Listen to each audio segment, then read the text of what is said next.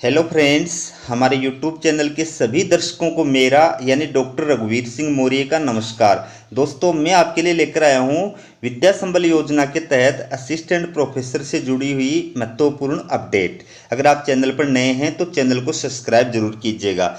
चलिए वीडियो की शुरुआत करते हैं। तो ये आप देखिए दोस्तों, कार्यालय प्राचार्य राजकीय महाविद्यालय राजगढ़ चूरू। दोस्तों, इस वीडियो के अंदर मैं 18 नोडल केंद्रों के अधीन जो राजशेष महाविद्यालय आते हैं उनकी विज्ञप्ति लेकर आया हूं। विद्या संबल योजना के तहत असिस्टेंट प्रोफेसर की विज्ञप्ति लेकर आया हूं।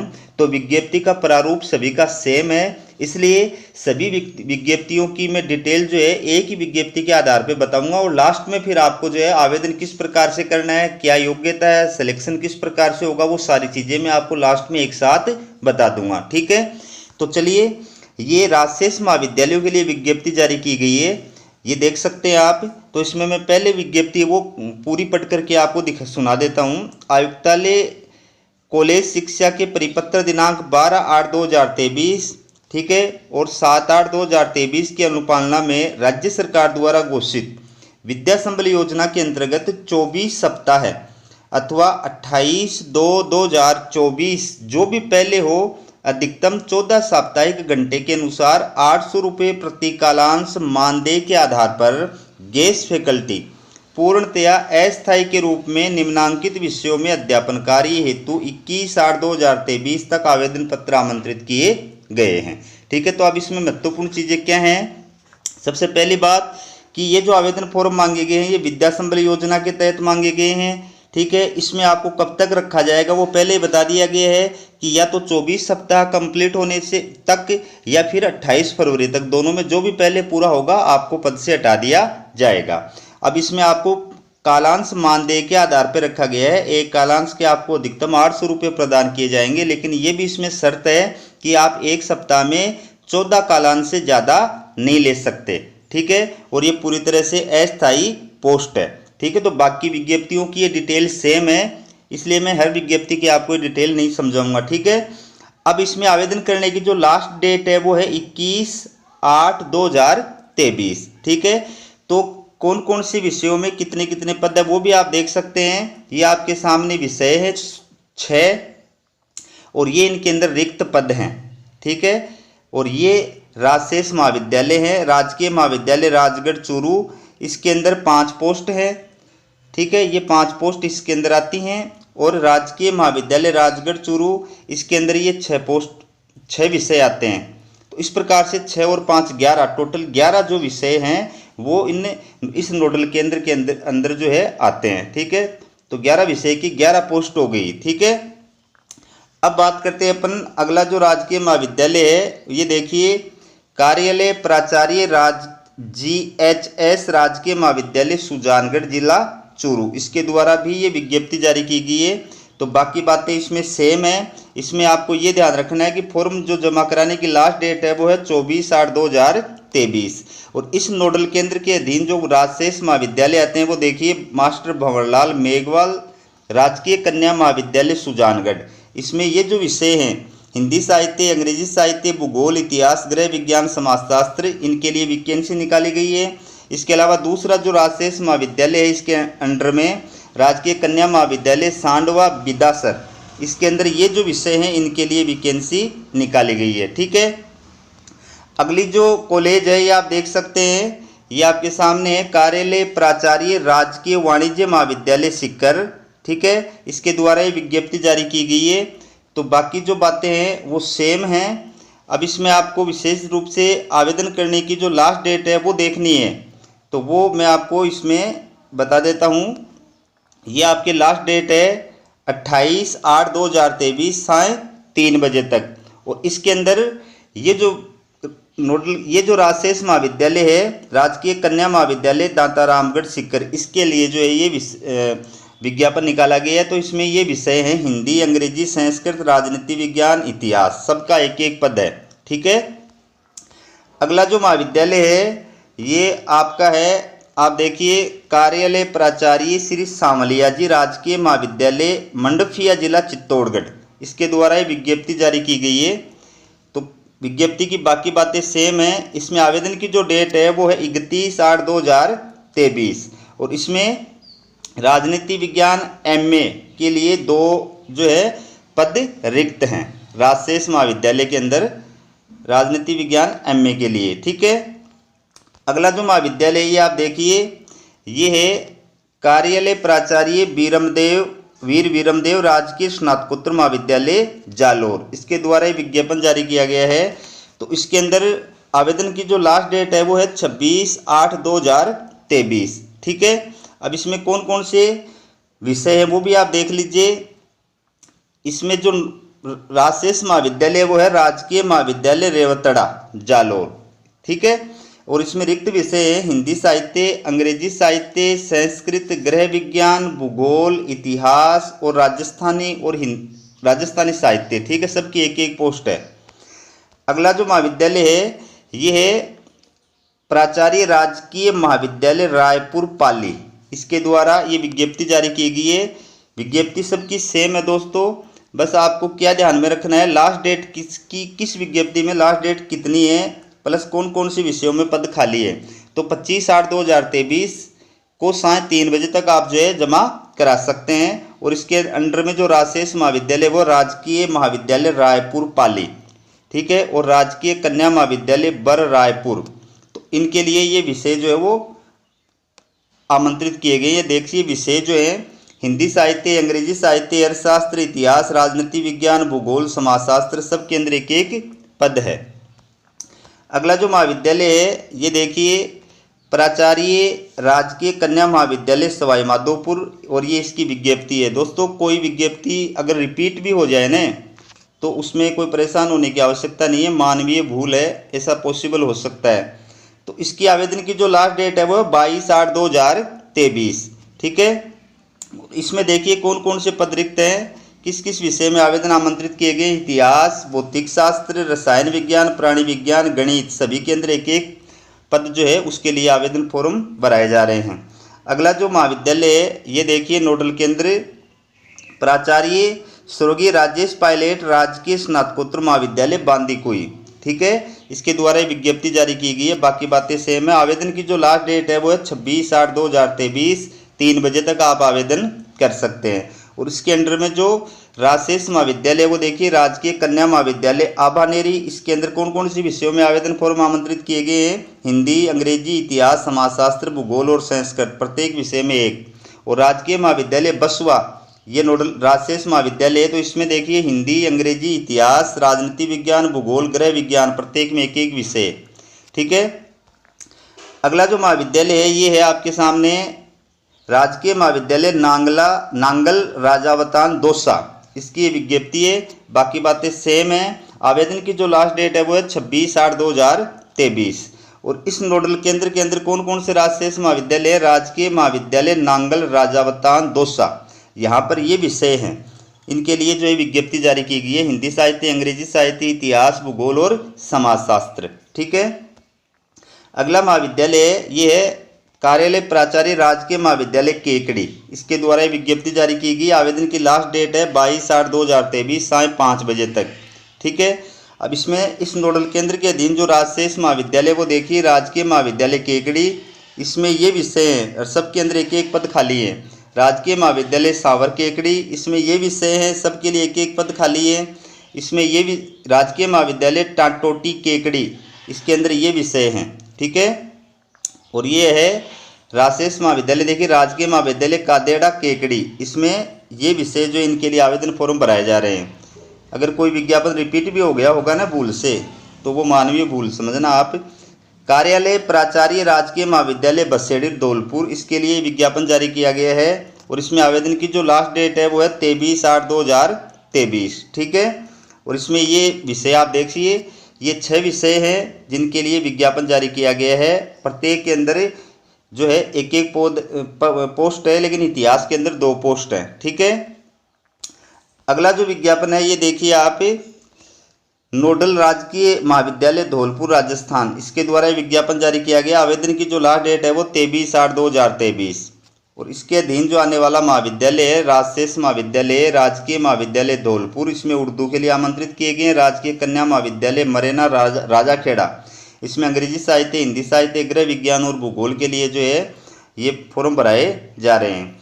अगला जो महाविद्यालय है ये कार्यालय प्राचार्य राजकीय कन्या महाविद्यालय धौलपुर, इसके द्वारा विज्ञापन जारी किया गया है। आवेदन की लास्ट डेट है 24/8/2023 और इसके अधीन जो आने वाले राजशेष महाविद्यालय हैं वो राजकीय कन्या महाविद्यालय धौलपुर और राजकीय महाविद्यालय बसन ई नवाब। ठीक है, तो इसमें पहला जो महाविद्यालय है इसके अंदर ये 6 विषयों के लिए आवेदन फॉर्म भराए गए हैं। दूसरा जो महाविद्यालय इसके लिए 5 विषयों पर आवेदन फॉर्म भराए जा रहे हैं, सबके अंदर एक एक पोस्ट है। ठीक है, अगला महाविद्यालय है ये आपके सामने राजकीय कन्या महाविद्यालय बूंदी, ये विज्ञप्ति है और आवेदन फॉर्म की लास्ट डेट है 31/8/2023 साय 5 बजे तक। ठीक है, और इसमें क्या क्या विषय हैं वो भी देखिए आप।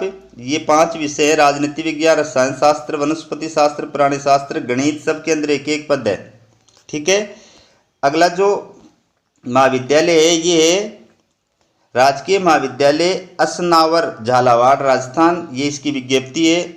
आवेदन की जो लास्ट डेट है वो देखिए इसमें 31/8/2023 और इसके अंदर कौन कौन से ये है हिंदी, अंग्रेजी, अर्थशास्त्र, इतिहास, भूगोल, समाजशास्त्र, राजनीति विज्ञान।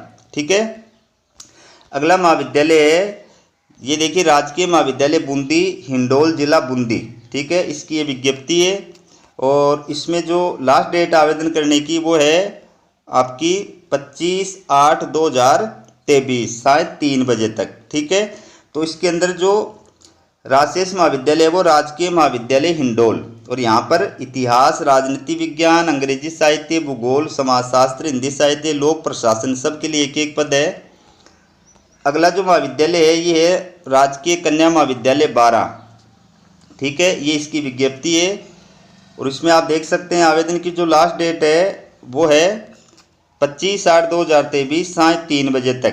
तो इस नोडल केंद्र के अधीन राजकीय कन्या महाविद्यालय केलवाड़ा किशनगढ़, इसके अंदर हिंदी साहित्य, अंग्रेजी साहित्य, राजनीति विज्ञान, इतिहास, गृह विज्ञान, भूगोल, राजस्थानी साहित्य, इन सब के अंदर एक एक पद जो है उसके लिए आवेदन फॉर्म आमंत्रित किए गए हैं। ठीक है, इसके बाद देखिए अगला जो महाविद्यालय है ये है राजकीय कन्या महाविद्यालय रामपुरा कोटा, ये इसकी प्रेस विज्ञप्ति है और इसमें आप देख सकते हैं बाकी बातें जो है वो सेम है। आवेदन की जो लास्ट डेट है वो है 31/8/2023। ठीक है, और इस नोडल केंद्र के अधीन क्या है राजकीय कन्या महाविद्यालय कोटा, इसमें ये जो विषय है इनके लिए विज्ञापन जारी किया गया है।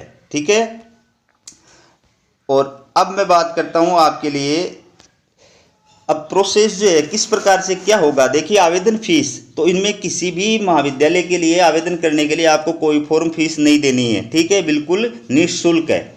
फिर बात करते हैं आवेदन प्रक्रिया, आवेदन कैसे करना है। तो इन सभी जो विज्ञापन है किसी भी कॉलेज के अंदर आप विज्ञापन के लिए अप्लाई कर रहे हो, आपको क्या करना है उस नोडल केंद्र की, उस महाविद्यालय की जो ऑफिशियल वेबसाइट है उससे आवेदन फॉर्म डाउनलोड करना है। ठीक है, और शपथ पत्र डाउनलोड करना है, या आप चाहें तो आयुक्तालय कॉलेज शिक्षा की ऑफिशियल वेबसाइट से भी आवेदन फॉर्म और शपथ पत्र डाउनलोड कर सकते हैं। शपथ पत्र की आवश्यकता आपको ज्वाइनिंग के टाइम पर पड़ेगी, फिलहाल आवश्यकता नहीं पड़ेगी, फिलहाल आवेदन फॉर्म ही चाहिएगा। तो आवेदन फॉर्म को पूरी तरह से भरना है और उसके साथ में आपकी जो एकेडमिक डॉक्यूमेंट्स है उनकी सेल्फ अटेस्टेड फोटोकॉपी लगानी है, एक्सपीरियंस वाले डॉक्यूमेंट्स की सेल्फ अटेस्टेड फोटोकॉपी लगानी है, रिसर्च पेपर की सेल्फ अटेस्टेड फोटोकॉपी लगानी है, कास्ट सर्टिफिकेट जो है उसकी अगर आप रिजर्व कैटेगरी के अंदर आते हैं तो आपको सेल्फ अटेस्टेड फोटोकॉपी लगानी है। ठीक है, और आवेदन फॉर्म पर आपको स्पष्ट रूप से लिखना है कि किस कॉलेज के लिए आप अप्लाई कर रहे हैं, किस कॉलेज में किस विषय के लिए आप अप्लाई कर रहे हैं। ठीक है, तो ये आवेदन फॉर्म आप चाहें तो उस नोडल केंद्र के अंदर बाई हैंड भी जमा करा सकते हैं और आप चाहें तो बाई पोस्ट भी जमा करा सकते हैं। अब बात करते हैं योग्यता की। तो दोस्तों जितनी भी ये विज्ञप्ति मैंने आपको दिखाई है इनके अंदर अप्लाई करने के लिए असिस्टेंट प्रोफेसर यानी सहायक आचार्य के लिए अप्लाई करने के लिए कौन अभ्यर्थी योग्य है, ध्यान से समझना, सुनना, बहुत काम की चीज़ बता रहा हूँ। तो अप्लाई करने के लिए कौन विद्यार्थी योग्य है, देखिए पहली बात कि आप जिस विषय में अप्लाई कर रहे हैं उस विषय में या उससे संबद्ध विषय में आपके पास में मास्टर डिग्री यानी पीजी होनी चाहिए, वो कम से कम 55% मार्क्स के साथ में उत्तीर्ण होना चाहिए, तो आप अप्लाई कर सकते हैं। ठीक है, पहली बात तो ये। अब इसके साथ साथ में और क्या होना चाहिए अप्लाई करने के लिए, योग्य होने के लिए आप विश्वविद्यालय अनुदान आयोग या CSIR के द्वारा जो नेट कंडक्ट कराई जाती है वो क्वालिफाइड होने चाहिए। ठीक है। अगर आप वो क्वालिफाइड नहीं है तो आप स्टेट पात्रता जो परीक्षा होती है सेट या स्लेट, वो क्वालिफाइड होने चाहिए, ठीक है। यानी 55% मार्क्स के साथ में संबंधित विषय में पीजी होनी चाहिए और उसके साथ में या तो नेट क्वालिफाइड हो और या फिर सेट या स्लेट क्वालिफाइड हो, ठीक है। तो आप अप्लाई करने के योग्य हैं। अगर मान लीजिए आप दोनों ही नहीं क्वालिफाइड हैं और आपने पीएचडी एमफिल कर रखी है, ठीक है, आप पीएचडी और एमफिल बेस के आधार पर अप्लाई करना चाहते हैं, तो उस स्थिति में आपकी पीएचडी या एमफिल जो है वो यूजीसी रूल्स 2009 या 2016 के अकॉर्डिंग होगी, तो ही आप पीएचडी बेस पर असिस्टेंट प्रोफेसर के लिए अप्लाई करने के योग्य है, वरना योग्य नहीं है, ठीक है। और दूसरी बात, अगर मान लीजिए ऐसे अभ्यर्थी जिनकी पीएचडी या एमफिल में रजिस्ट्रेशन जो है 11 जुलाई 2009 से पहले का है, डिग्री भले ही बाद में मिली हो लेकिन रजिस्ट्रेशन अगर 11 जुलाई 2009 से पहले का आपका है पीएचडी एमफिल के अंदर, तो फिर आपको एक प्रमाण पत्र बनवा करके देना पड़ेगा। ये फॉर्मेट है, ये प्रमाणित करके और दिया जाएगा कि आपने इस तरीके से जो है वो पीएचडी की या एमफिल की डिग्री प्राप्त की है। और ये किसके द्वारा प्रमाण पत्र जो है दिया जाएगा, ये देखिए, इन शर्तों को पूरा करने को संबंधित विश्वविद्यालय के कुल सचिव अथवा संकाय अध्यक्ष द्वारा सत्यापित किया जाए, ठीक है। बाकी अगर आप नेट हैं और साथ में पीएचडी है तो कोई दिक्कत नहीं है, अगर आप सेट है साथ में पीएचडी है तो भी कोई दिक्कत नहीं है, लेकिन अगर पीएचडी अकेली के आधार पर आप जो है अप्लाई करना चाहते हैं तो ये आपको इस प्रकार का प्रोसेस करना पड़ेगा।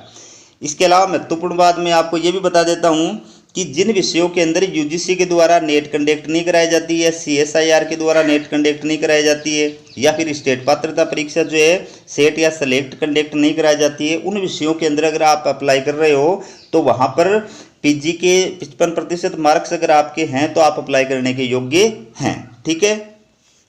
अब बात करते हैं कि आपका सिलेक्शन कैसे होगा।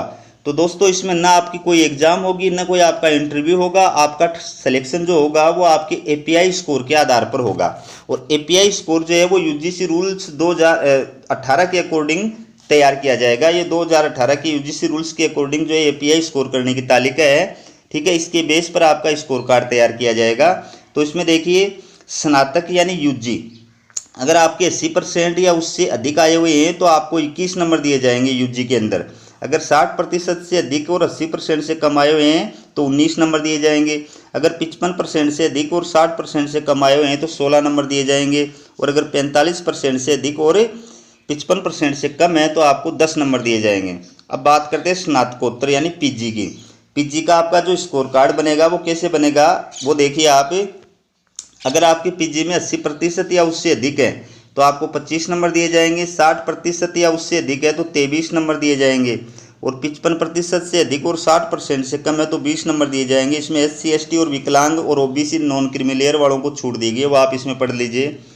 अगर आप एमफिल क्वालिफाइड है तो आपके 60% या उससे अधिक है तो 7 नंबर दिए जाएंगे, 55% से अधिक और 60% से कम है तो 5 नंबर दिए जाएंगे। अगर आपने पीएचडी कर रखी है तो आपको 25 नंबर दिए जाएंगे। जेआरएफ सहित नेट क्वालिफाइड है तो 10 नंबर दिए जाएंगे। अकेली नेट क्वालिफाइड है तो 8 नंबर दिए जाएंगे। सेट या स्लेट क्वालिफाइड है तो आपको 5 नंबर दिए जाएंगे, ठीक है। इसके बाद देखिए शोध रिसर्च पेपर, तो आपका जो रिसर्च पेपर है उसके अधिकतम आपको 6 नंबर दिए जाएंगे, यानी एक रिसर्च पेपर के आपको 2 नंबर दिए जाएंगे। अधिकतम 3 रिसर्च पेपर ही आप लगा सकते हैं, लेकिन वो आपके रिसर्च पेपर जो है वो यूजीसी लिस्टेड जर्नल के अंदर प्रकाशित किए हुए होने चाहिए। एक्सपीरियंस की बात करते हैं, टीचिंग एक्सपीरियंस, कॉलेज में पढ़ाने का जो एक्सपीरियंस है उसके आपको अधिकतम 10 नंबर दिए जाएंगे, और 1 साल का एक्सपीरियंस है उसके 2 नंबर दिए जाएंगे, यानी 5 साल के 10 नंबर। तो इसका मतलब आप अधिकतम 5 साल का ही टीचिंग एक्सपीरियंस का प्रमाण पत्र लगा सकते हैं। इसके बाद में बात करते हैं पुरस्कार, तो अगर आपको राष्ट्रीय या अंतर्राष्ट्रीय स्तर पर कोई पुरस्कार मिला हुआ है तो 3 नंबर दिए जाएंगे, राज्य स्तर पर कोई पुरस्कार मिला हुआ है तो 2 नंबर दिए जाएंगे, ठीक है। लेकिन आपको ये भी ध्यान रखना है कि इसमें अगर आपने एमफिल और पीएचडी दोनों कर रखी है तो आपको 25 नंबर से ज़्यादा नहीं दिए जाएंगे। अगर आप जेआरएफ नेट और सेट क्वालिफाइड है तो 10 नंबर से ज़्यादा नहीं दिए जाएंगे। अवार्ड किसी भी प्रकार का मिला हो, कितने भी मिले हो, लेकिन 3 नंबर से ज़्यादा नहीं दिए जाएंगे। तो आपका जो स्कोर कार्ड तैयार किया जाएगा वो 100 नंबर के आधार पर तैयार किया जाएगा, जिसमें शैक्षणिक प्राप्तांक के होंगे 84 नंबर, शोध प्रकाशन के 6 नंबर और शिक्षण अनुभव के 10 नंबर। इस प्रकार से 100 नंबरों का मार्क्स का आपका स्कोर कार्ड तैयार किया जाएगा। अब इसके आधार पर आपका स्कोर कार्ड बनेगा। उसमें टॉप 3 वाले जो मेरिट वाले अभ्यर्थी होंगे, टॉप 3 स्कोर कार्ड वाले जो अभ्यर्थी होंगे, उनको डॉक्यूमेंट्स वेरिफिकेशन के लिए कॉलेज के द्वारा आमंत्रित किया जाएगा। वो ईमेल के द्वारा या व्हाट्सएप मैसेज के द्वारा या फ़ोन के द्वारा या डाक के द्वारा किसी प्रकार से आपको सूचना कर सकते हैं। तो उनका डॉक्यूमेंट्स वेरिफिकेशन होगा। अगर पहला जो एपीआई स्कोर वाला अभ्यर्थी किसी विषय के अंदर है, उसका डॉक्यूमेंट सही पाया जाता है तो उसको ज्वाइनिंग प्रदान कर दी जाएगी। ज्वाइनिंग के टाइम पर आपको जो है वो शपथ पत्र 100 रुपये के स्टाम्प वो है भरवा करके वहाँ पर आपको देना पड़ेगा। 100 रुपये के नोटेरी वाले बोर्ड पर आपको भरा करके वो देना पड़ेगा। अगर पहला एपीआई स्कोर वाला अभ्यर्थी जो उसका डॉक्यूमेंट सही नहीं पाया जाएगा, फिर सेकंड एपीआई स्कोर वाले अभ्यर्थी को उस विषय के अंदर जो है बुलाया जाएगा, ज्वाइनिंग प्रदान की जाएगी। तो ये थी दोस्तों इसमें सिलेक्शन की प्रक्रिया। वीडियो कैसा लगा कमेंट करके जरूर बताएं। हमारा वीडियो देखने के लिए आप सभी दोस्तों का बहुत बहुत धन्यवाद।